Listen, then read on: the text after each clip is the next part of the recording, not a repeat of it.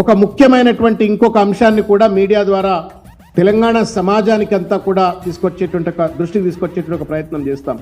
ఈ ఫోటోలో ఉన్నటువంటి ఒక పెద్దలు గౌరవనీయులు ఆంధ్రప్రదేశ్ శాసనసభ్యులు మంత్రివర్యులు అయినటువంటి తెలుగుదేశం సీనియర్ నాయకులు శ్రీ నారా లోకేష్ గారు, అదేవిధంగా మొన్నీ మధ్యనే భారతీయ జనతా పార్టీకి ఆంధ్రప్రదేశ్ అధ్యక్షులుగా నియమించబడ్డటువంటి బీజేపీకి అధ్యక్షులుగా నియమించబడ్డటువంటి ఒక మాధవ్ గారు. మీరు స్పష్టంగా జూమ్ చేసి గనక ఈ మ్యాప్ను మీరు చూసినట్టయితే వాళ్ళిద్దరి మధ్య చేతుల్లో ఉన్నటువంటి ఒక మ్యాప్, ఇది భారత సాంస్కృతిక వైభవము అని చెప్తున్నటువంటి ఒక భారతదేశ మ్యాప్. ఈ భారతదేశ మ్యాప్లో గనక మీరు నిశ్చితంగా కొంత జూమ్ చేసి కనుక మీరు చూసినట్లయితే మిత్రులారా, దీంట్లో ఛత్తీస్గఢ్ కనబడుతుంది, కొత్తగా ఏర్పడ్డ ఛత్తీస్గఢ్ రాష్ట్రం కనబడుతుంది, జార్ఖండ్ రాష్ట్రం కనబడుతుంది.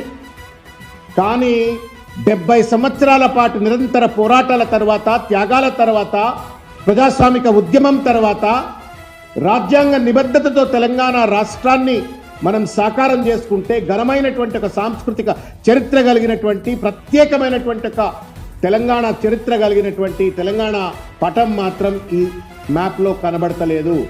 ఇచ్చేట ఆయనకు బుద్ధి లేదు, తీసుకునేట ఆయనకు కూడా బుద్ధి లేనట్టుగా స్పష్టంగా కనబడతా ఉంది.